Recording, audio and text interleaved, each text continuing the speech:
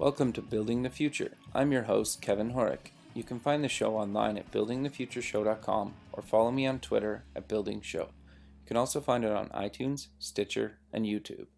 I'm excited to announce that I am now a brand ambassador for the Business Rock Summit in Manchester, England, April 21st and 22nd, where Steve Wozniak is headlining. More details at business-rocks.com. Welcome back to the show. Today we have David Tiessen, Director of Business Development at Arterran Renewables. David, welcome to the show.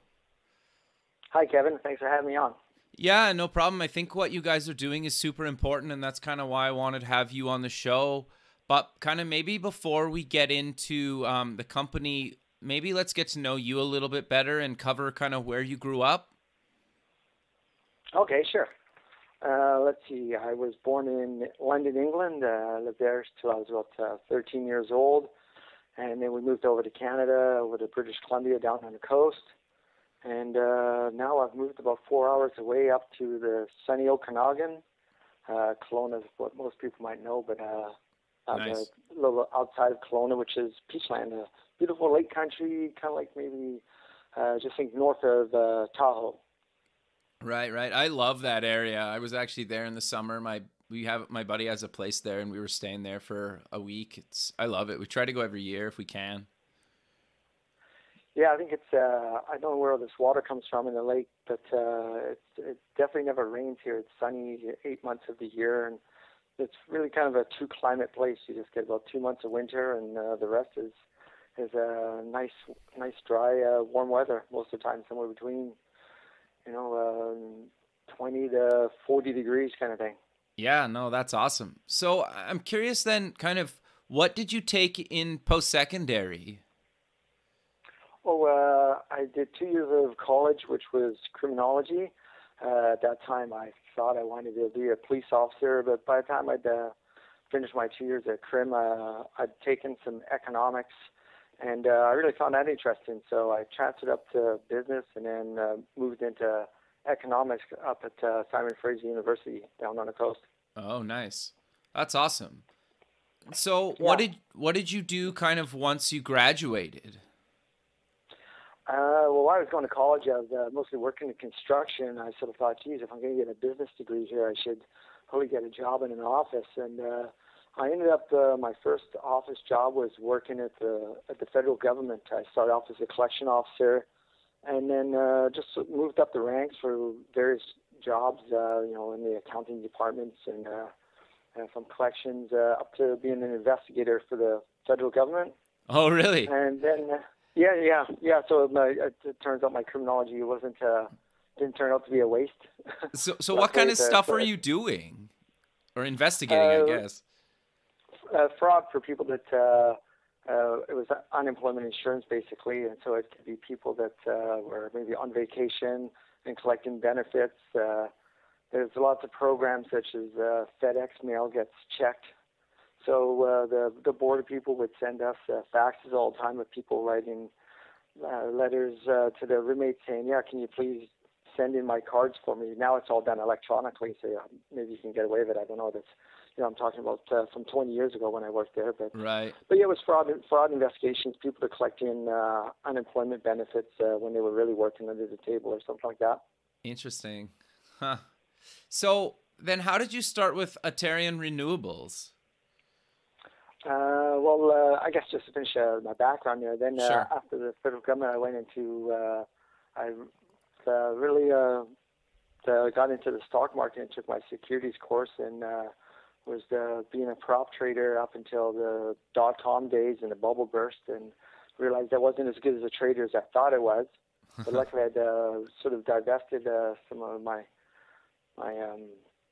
profits into real estate, and that's what sort of led us up to the Okanagan here. Real estate took off after that, and I just sort of found myself in that wave. And when I sold our properties down on the coast, from a trading stock sort of background, you're trading apples at apples unless you decide to move in a different jurisdiction. So I moved up to the Okanagan here, and when 2008 subprime crash happened, I found myself needing a real estate tanked, and so I've been basically self-employed for the last 15 years. So I found a need to reinvent myself and find a new career, and sort of just being aware of what's going on in the world, just the same as everyone else.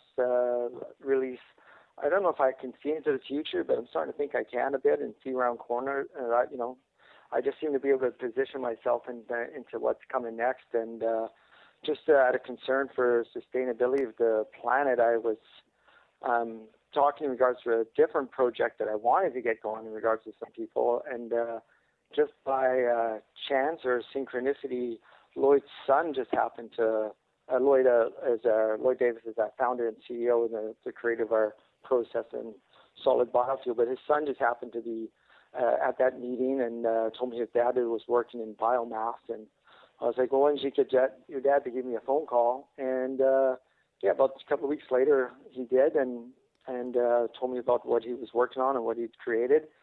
And he was just basically coming out of about 4.5 years of research and development, and now was into the let's commercialize this process and raise some capital. And I was basically blown away by what he'd done, and saw the potential of this, and also saw that I thought I could help him out on the capital raise side of things. So that was about 1.5 years ago, and here we are today. Still raising capital, but we've really sort of reached a critical mass, and we've got a number of projects on the drawing boards. But that was how I started with Arterran. Interesting. So I'm kind of curious, maybe like what exactly is the company, and what are you guys trying to do? What Arterran is that it's an innovation in the field of biomass. What we do is we're able to basically make a direct replacement for coal, which has all of the beneficial characteristics of thermal coal, without the negative, and the negatives being pollution, sequestered CO2. Interesting. Yeah, no, I think that's super important, because obviously we all know coal's not great for the planet, and the fact that you guys are kind of coming up with an alternative is pretty awesome and really intriguing to me. So I'm curious though how kind of the whole thing got started, and maybe kind of talk about how you guys kind of decided to kind of get into this thing originally, and kind of maybe the history of Arterran and kind of the space and maybe even the founder's background a little bit. Sure. It was almost the same as myself sort of stumbling into Arterran. Lloyd, our founder, pretty much stumbled into the solid biofuels field himself. His background in being a genius and speaking many languages, as he said, and then when he means languages, he means like physics, chemistry, lawyer. He speaks all of those sort of things. But he'd previously, his background, he'd been working in catalytics for an auto manufacturer in regards to the exhaust, which was you've got X amount of exhaust pollution basically coming out, and they would I think it was ammonia. He said they had involved. So by the exhaust going through the ammonia, a catalytic reaction would happen, and it would change the molecules of the exhaust coming out. I'm not the technologist, so I may be getting that wrong. But that was basically on the catalytic side of things. And then he was down at UBC, I forget what the innovations research place there, but we're doing some research with some other people, and he started to, they're working on solid biofuels. And it was pretty much along on the same sort of catalytic side. I mean, liquid biofuels, I should say, not solid. And he sort of just decided that, or discovered that he didn't think the economics for making liquid biofuels was as viable as working on the solid side. And I'm guessing what that is if there's a lot more processing obviously involved in creating a liquid biofuel than there's a solid biofuel. It's probably going to be a lot more pure and stuff like that, so it doesn't clog up our motors and things. So he just found himself shifting into solid biofuels, and that's sort of how we got creating it or starting it. So that was about Arterran's been around, I think, for pretty much close to 6 years. So I've been with him for a year and a half, and Lloyd was pretty much working on this for about 4.5 years in research and development. So I guess the way it sort of goes is theoretically he knew what was possible, and now in the lab it was can I create this, which pretty much what Arterran does is it takes the cellulose molecule, which is or compound, which is the most abundant compound on the planet outside of water, and which is found in all biomass. So it could be trees, manure, municipal solid wastes, which is 40 to 50% biomass. Could be grass, even human effluent solid. So it's an abundant feedstock, and there's lots of waste materials that are sitting around on the planet which aren't being utilized, and they're even actually creating a bit of a problem. But he moved into working on these at the lab scale. I think he told me he had, to explain pretty much our technology, he creates, with food-grade chemicals, pretty much what he explains is the world's smallest scissors, which is we take the cellulose molecule and nibbles off some of the less combustibles, and he's now left with more combustible molecules and some added oxygen, which creates a solid biofuel, which now is in the ranges of the highest grades of coal.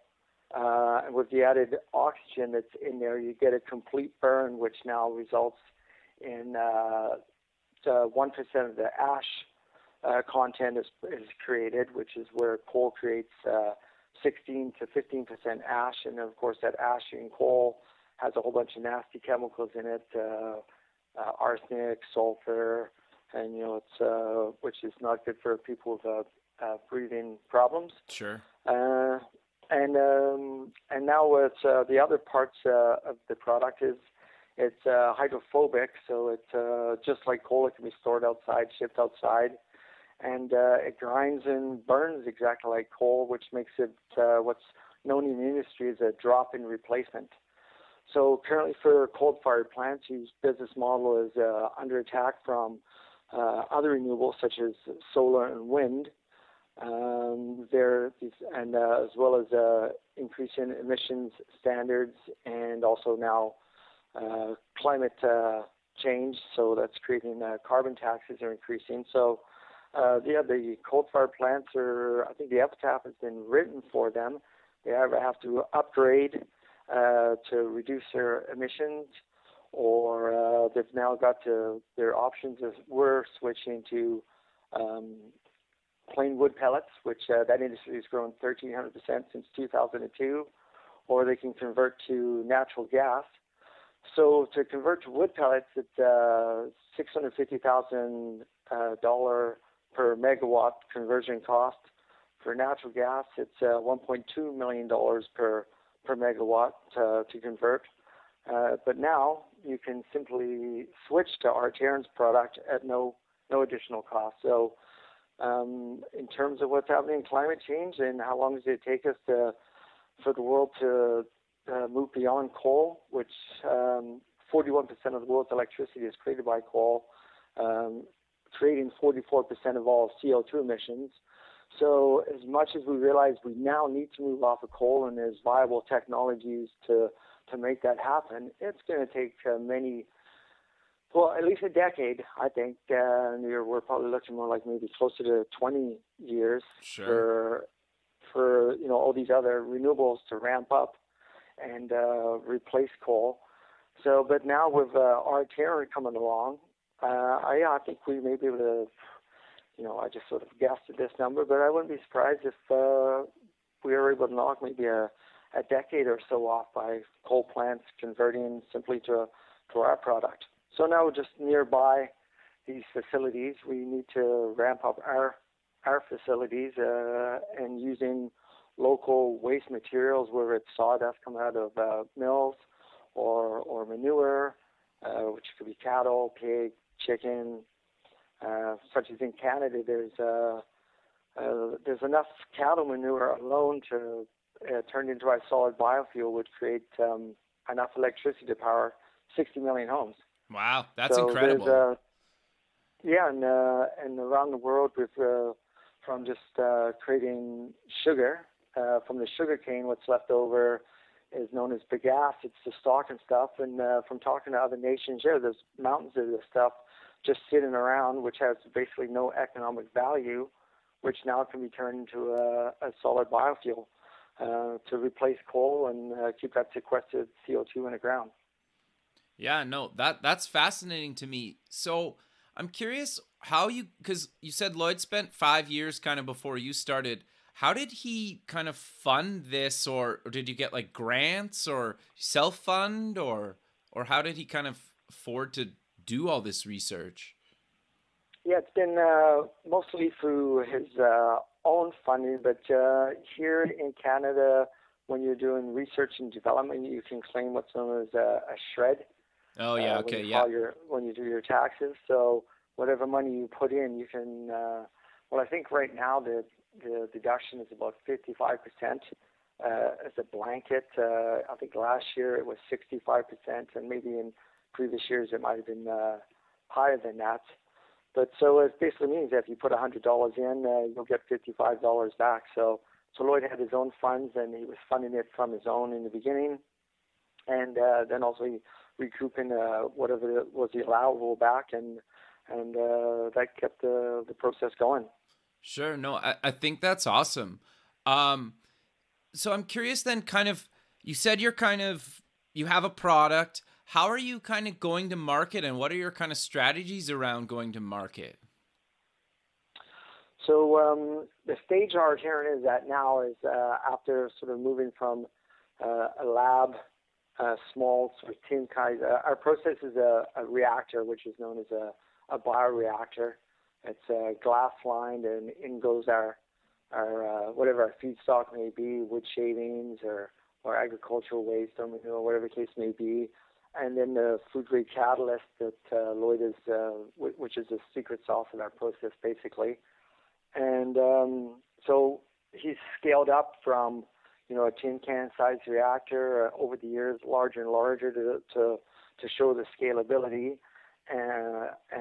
So our largest reactor that we've been tested at now is 1,100 liters. Oh, wow. And which is considered a commercial scale. Sure. Like I think if we just had that running on a daily basis, it'd probably produce, I don't know, maybe about $250,000 worth of product each year.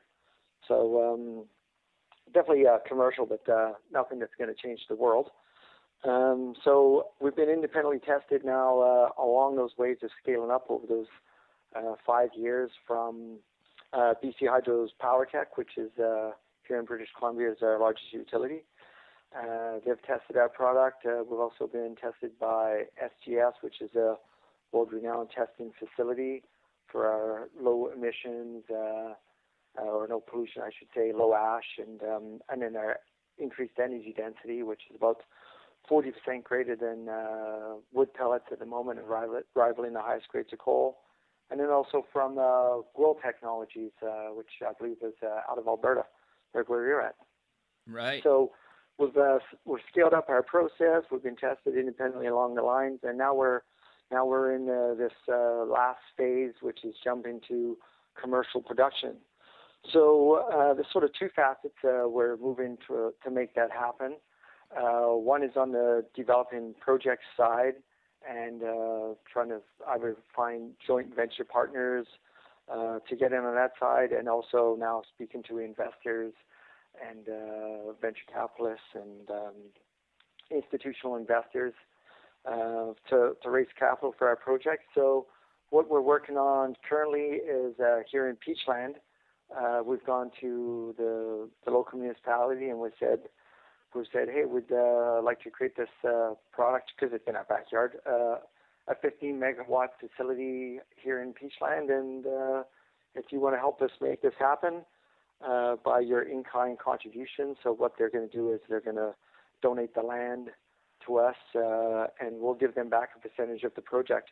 Right. So it's 15 megawatts because here in British Columbia, the Power Authority has a stand-in 15 megawatt purchase power agreement. So they'll basically buy up to 15 megawatts of electricity off of whoever produces it. Right. So we're going to create 15 megawatts of electricity, which is pretty much twice the power that Peachland with a population of 5,000 requires. It will get sold to the grid, and then we'll collect checks from BC Hydro, and basically this project will take 23% of the biofuel that we create and utilize it in a turbine here to create the electricity, with about 77% of the remaining biofuel that will now start to ship around the world to coal-fired plants for them to test our product and get some orders from them. That's awesome. So that's on one project side here. So it will be 24 reactors, and cost roughly $15 million to build that project. Oh, wow. We'll return a gross of $28 million, and we're very viable. This is all in U.S. dollars, actually, and we net about $9 million a year. Oh, wow. That's awesome. So when is this kind of going to be, I guess, built, and in like 2016, or it takes longer than that, or? We'll start construction sometime, hopefully in the spring. Okay. And it should take us about 8 months to complete the whole project. But what we're planning on doing, it all depends. If we get the $15 million right off the bat, then we'll just go ahead and build the whole project. Sure. If we end up maybe just getting a few $1 million in the beginning, because it's 24 reactors. So once we get about 2 reactors, we can just put those together and start producing biofuel on a daily basis. So we're scaling up from 1,100 liters to these reactors are 7,500 liters. So for the investment community out there, even though we've scaled up over the years and we've been independently tested, there's still the very skeptical investors who are like, well, you're not producing this on a daily basis. So it's beneficial for us to get a couple of reactors up and running. Right. If that's just how the funding works out, and start producing, X amount of tons per day. So that may either happen here at Peachland, or we've won some significant awards lately. And last time we were in Vancouver, we met up with BCIT, the British Columbia Institute of Technology, and they've offered us to their facilities and the Applied Research Center to build the couple of either 2 to 4 reactors down there. So we may end up, and it looks like that's going to happen, actually put our first couple of reactors together down there while Peachland goes through the approval process. Being the government, they've got all of the lands are currently zoned parks, so they got to zone the ones we've selected that they gave to us. They've now got to rezone those, and I think there'll be a public consultation process involved with that. So while they're working through that, we'll probably get going on building the couple of reactors down in Vancouver at the BCIT facility. And then that will basically work out to be the backbone of the Peachland project, and we'll just ship it up here because that process is modular. So it sort of serves 2 functions. We'll not only be presenting to the rest of the world and the numerous interest that we are receiving from around the world. We're getting contacted by, just yesterday, there was 2 coal-fired plants from the United States that got hold of us. We're now starting to reach out to them, and they're asking more questions. We're talking to someone in Alberta as well. I got contact from a nuclear facility in Africa, interested in our technology. And there's also a few other people in Africa. So we're getting interest from around the world, and we're also working on a project. We're about 5 months into those negotiations with Ontario, because Ontario shut all their coal-fired plants down, I think around 2009 or so. Right. But which is great, because coal has presented a conundrum for the planet in that it's cheap, reliable baseload energy, but at a terrible cost to health and planet. Totally. And there really hasn't been a solution up until now that solar and wind are becoming economical, but they still don't compete with the cost of coal, and they're not baseload electricity, which means when we all turn our air conditioners on and the world's energy needs ramp up, you just can't ramp up solar electricity. It just comes in as the sun beats or the wind blows, basically. Sure. Whereas with these on-demand facilities, you can just bung more coal in the furnace and create more electricity. So there's always going to be a future for baseload power and this on-demand power, and that's sort of the bastion, the strength of coal still now, is it's until Mr. Tesla or whoever else ramps up the storage solutions that are viable and are already ramped up around the world. There's going to be coals will still be able to hang in there, still being cheaper and a necessary requirement for baseload electricity. So that's really the strength now of Arterran, that we sort of come in here as, if the epitaph was coal has been written by solar and wind, I think we're the final nail in the coffin.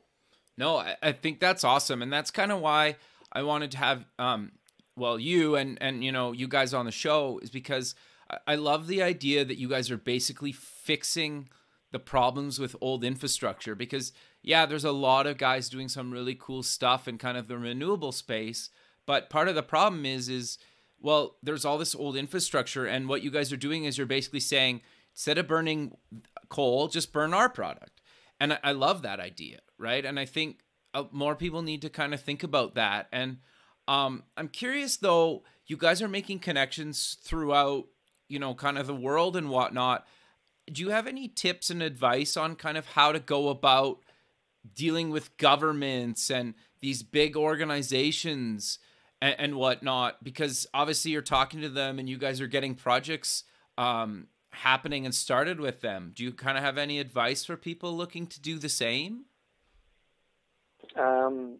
Don't give up and have lots of patience, I'd say, and keep knocking on doors. It's, from being self-employed and, basically creating my own projects with my own funds, whether it's investing in the stock market or in real estate, you sort of decide that this is a viable project to do, and I've just been able to start it organically myself. So this trying to attract interest and raise funds it's humbling. So are you cold calling? Are you just cold emailing? Are you just trying to ask for, do you know anybody that works at such and such a place kind of thing? It has been lots of cold calling and, working through the internet via various websites and such. Just sort of these awards have been very good for attracting attention to us. But it's it started off with Lloyd and then myself, and then I've attracted now some brokers basically that pair up their investors that they're aware of with either solar and wind, or in our case biomass. Right. So they're basically out there acting as brokers, bringing interested parties to the table. So that's how it's working on the financing side. And then I've been working, I really don't have to do so much on the financing side. We've got quite a team now working for us on that. And then I've started to speak with Peachland, because I actually live in Peachland, and brought this project to them. So they've been very interested. It's been about a year. So that's the government side of things.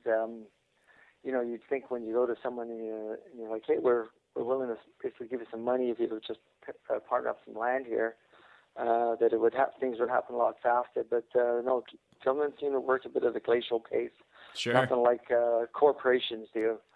And it takes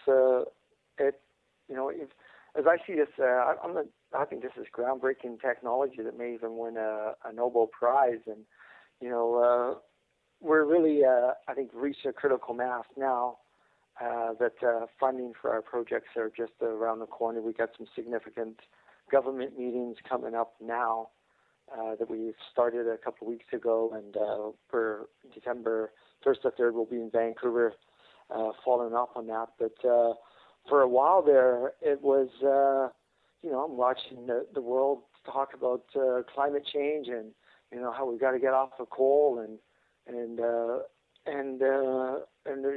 whole movement of sustainability and into renewables. And I almost felt like a voice in the background going, "Hey, hello, over here. Like, we're the saviors." And it's taken a lot longer. It's been a year and a half since I've been working on this. I really would have thought.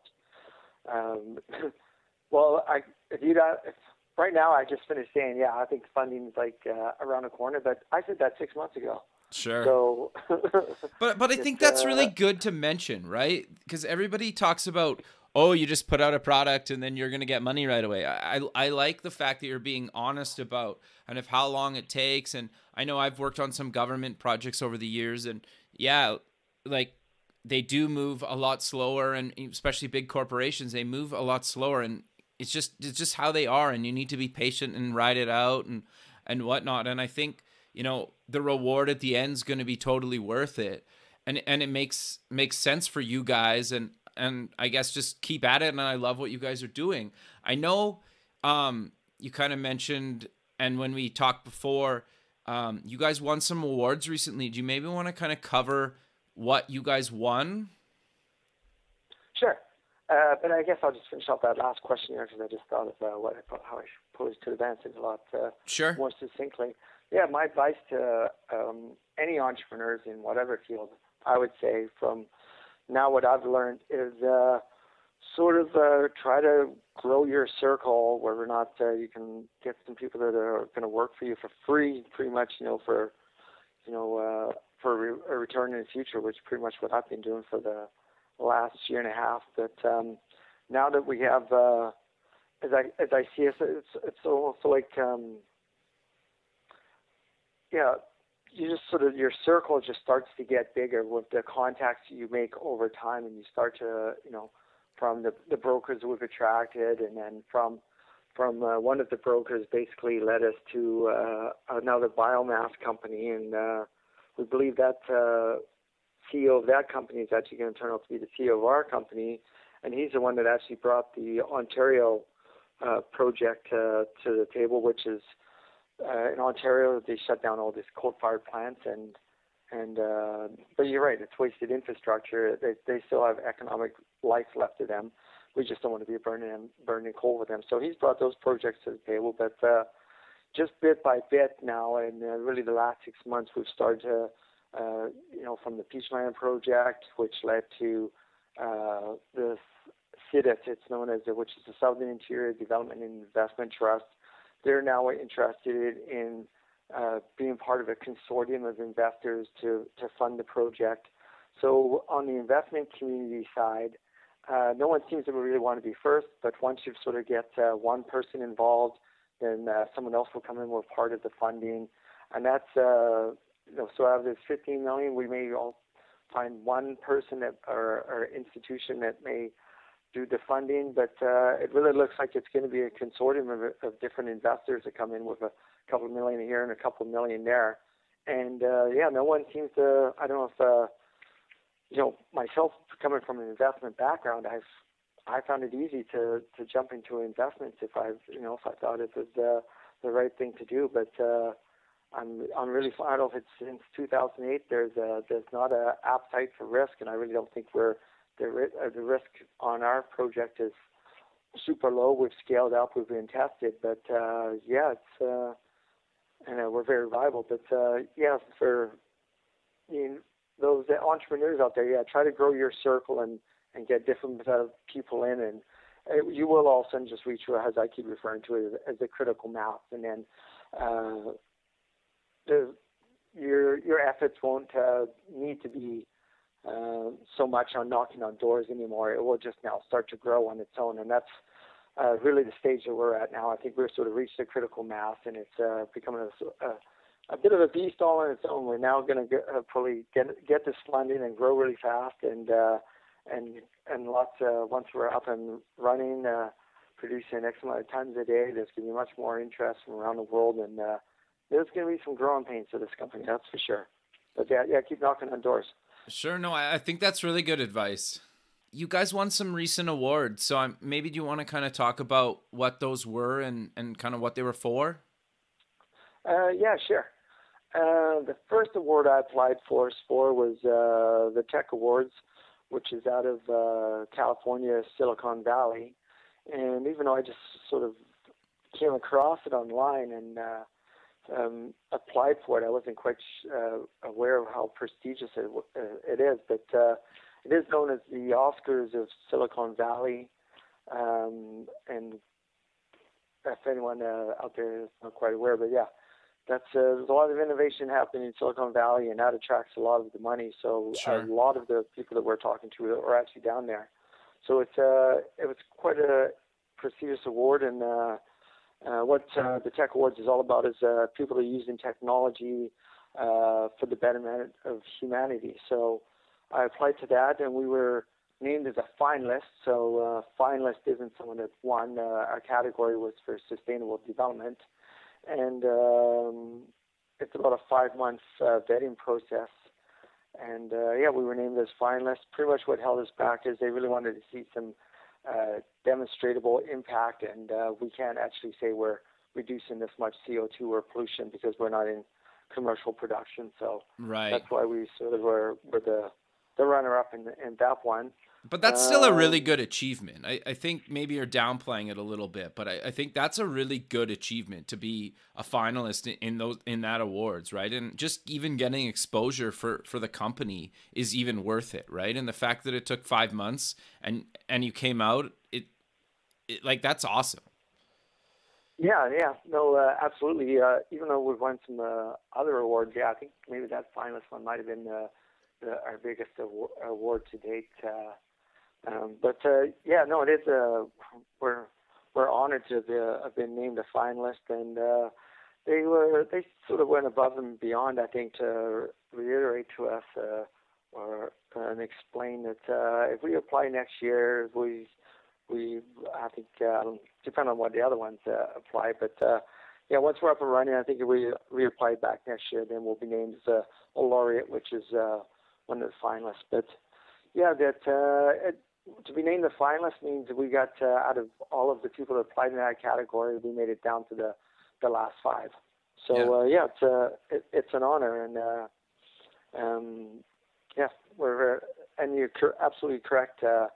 This is bits of press you get to put out there, which attract other people, which might have led to Fierce Energy, which is a magazine that's out there, and they named us as one of 15 smart grid companies to watch in 2015. So that was another accolade that we received. That's awesome. Congrats. Yeah. Then we applied for a Startup Canada award for also, actually the Tech Awards was the environment, it was, that was known as. We applied for Sustainable Development for Startup Canada. We're won that for the western region of Canada. That's awesome. Congrats. Yeah, that was just recently, and that might have been a bit of a straw, because that was just about 2 weeks. We went down to Vancouver for the gala and the awards night for that. But so as a result of this trip to Vancouver, the various government agencies that I had been in contact with, I let them know we were going to be in Vancouver, present an opportunity for us to get together face to face, which that'd be another advice to entrepreneurs: try to get face to face, because there's we've reached out to these government agencies before about us, and you sort of get feedback, and there's this is interesting, but hasn't gone anywhere. But meeting up with them in person while we were down there really has been huge. There's SDTC we can get some funding from. We have an app with them. They're a quasi-government agency that vets projects such as ours. They're trying to create new technologies which are beneficial to the market. So we have an app in with them, and meeting up with them down there, they seem much more interested in our technology than just when we contacted them via emails. We've also met up with the British Columbia Ministry of International Trade, who came to Hart-Baines came to the awards of us, and then we had a follow-up meeting the next day down at his office, which lasted about 2 hours. And normally I'm the promoter for our product, but he for about 2 hours was like, "Wow, do you guys really know what you've got here? This is quite something." So he's already India was just in town, and we had some conference calls with some India representatives just a little week ago that came for us from the British Columbia Ministry of International Trade in the Clean Tech Division. And we'll be meeting up with them and Trade Canada, again, that we met up with last time, and some industry reps that are actually going to be in Vancouver for a big biomass conference to sort of get everyone together and say, this is the stage that we're at. We're getting all this interest from the rest of the world, coal-fired plants and other people that like to utilize that technology, but they'd really like to get a couple of tons of product to test, and then they'll start placing orders. So we need to get a couple of reactors up and running, or actually get this Peachland financing up and running. So that's the stage we're at right now, and we've got some funding sort of getting lined up. We're speaking to investors every day. So yeah, I really think it's any day that someone's gonna, whether it turns out to be the 15 million we need, or someone buys a chunk of it for 50 million or 100 million, who knows? But we're getting it. It's really exciting. No, totally. I love how you're totally open and honest about kind of the day-to-day kind of pros and cons of being a startup, right? And talking about the hustle and how important it is to network and kind of keep at it. And like you said, you kind of have good days and bad days, and you never know, right? When the next thing's around the corner, and, sometimes it takes longer than you're hoping and whatnot. But sadly, Dave, we're out of time, but I want to kind of close the show with you kind of promoting where people can find you guys online, any social media, and if people kind of want to help or get involved with you guys, how they can go about doing that. Let's see. Well, there's our website, which is Arterran Renewables at www.arterran, ARTERRAN renewables.com. We've also got a Facebook page, Arterran Renewables, of course. There's a Twitter, Arterran Renewables. Actually, it's at Arterran Renew, I should say. Okay. Because you can't get that many characters in. And, yeah. I'm David Tiessen, Tiessen. You can also find me on LinkedIn. Perfect. And I'll post all these links in the show notes so people can actually just go to the website and find you guys and all the links that you just mentioned. But Dave, thanks again for taking the time out of your day to talk about, Arterran and what you guys are doing, and just kind of giving advice and talking kind of about the real world of how, these things go. I love it. I think it was awesome, and I really appreciate you doing it.